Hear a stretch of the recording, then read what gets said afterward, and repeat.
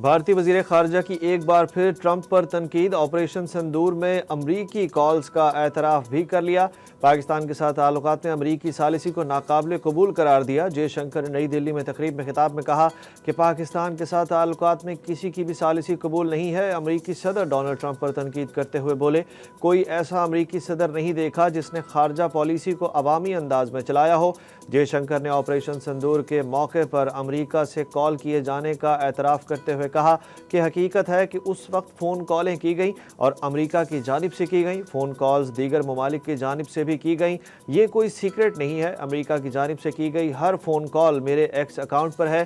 جنگ بندی بھارت اور پاکستان کے درمیان براہ راست بات چیت کے ذریعے ہوئی، نہ کہ کسی امریکی مداخلت سے۔ بلوچستان کے مسائل کا حل سول اور عسکری اداروں کے تعاون سے ہی ممکن ہے۔ فیلڈ مارشل عاصم منیر کا تربت کا دورہ۔ ISPR کے مطابق فیلڈ مارشل نے کہا کہ بلوچستان کے مسائل کا حل سول اور عسکری اداروں کے تعاون سے ممکن ہے۔ دورے کے دوران آرمی چیف کو سیکیورٹی ڈائنامکس اور فتنۃ الہندوستان کے خلاف کامیاب آپریشنز پر بریفنگ دی گئی۔ انہیں ترقیاتی منصوبوں اور سماجی اور معاشی بہتری کی کاوشوں سے بھی آگاہ کیا گیا۔ کسی بھی پاکستانی وزیر خارجہ کا 13 سال بعد بنگلہ دیش کا پہلا دورہ۔ نائب وزیر اعظم اور وزیر خارجہ سینیٹر اسحاق ڈار 2 روزہ سرکاری دورے پر ڈھاکہ پہنچ گئے۔ بنگلہ دیش نے 1971 کے بعد پہلی بار پاکستانی حکام کے لیے ویزا کی شرط ختم کر دی۔ یہ معاہدہ 5 سال کے لیے نافذ العمل ہوگا۔ اسحاق ڈار کی بنگلہ دیش کے چیف ایڈوائزر پروفیسر محمد یونس سے ملاقات ہوگی۔ وہ خارجہ امور کے ایڈوائزر محمد توحید حسین سے بھی ملیں گے۔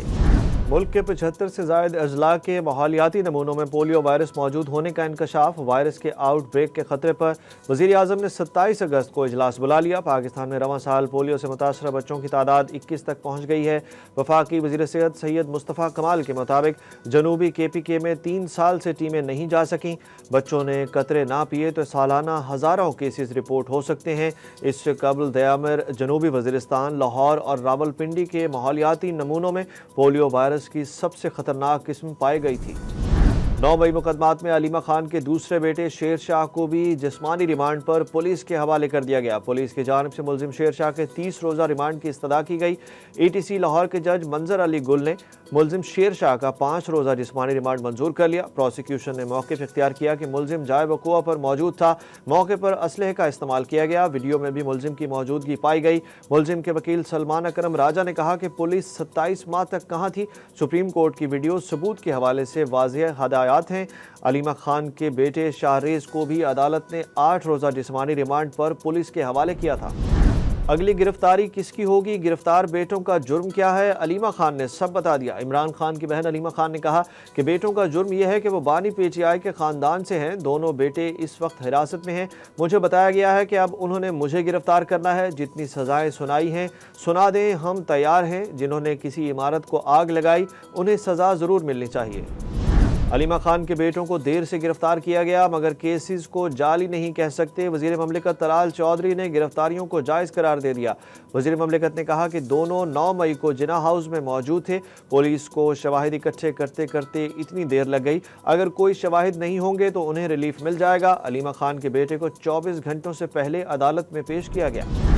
رانا ثناءاللہ نے جیل میں قید عمران خان کے حوالے سے بڑی بات کہہ دی۔ لاہور میں میڈیا سے گفتگو میں وزیر اعظم کے سیاسی مشیر رانا ثناءاللہ نے کہا کہ عمران خان جس چیز کی وجہ سے جیل میں وقت نہیں گزار سکتے تھے، میرا خیال ہے اس سے پہلے ہی جان چھڑا لی ہوگی۔ عمران خان نے جیل میں وقت ٹھیک گزارا ہے۔ گرفتاریوں، عدالتی فیصلوں کا مذاکرات اور بات چیت سے کوئی تعلق نہیں ہوتا۔ کہا جمہوریت ڈائیلاگ سے آگے بڑھتی ہے، ڈیڈ لاک سے نہیں۔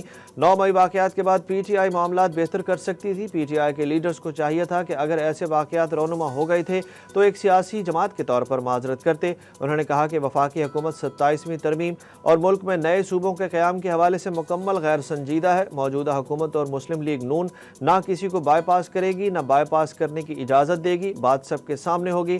ان کا کہنا تھا کہ آرمی چیف کے دورے کے وقت برسلز میں سہیل وڑائچ موجود تھے۔ انہوں نے اپنے تجسس پر کالم چھاپا تو اس پر بات درست تھی، لیکن اس پر ویلاگ پوڈ کاسٹ سے بات بڑھائی گئی۔ سہیل وڑائچ کے خلاف سزا کی کوئی بات نہیں ہے۔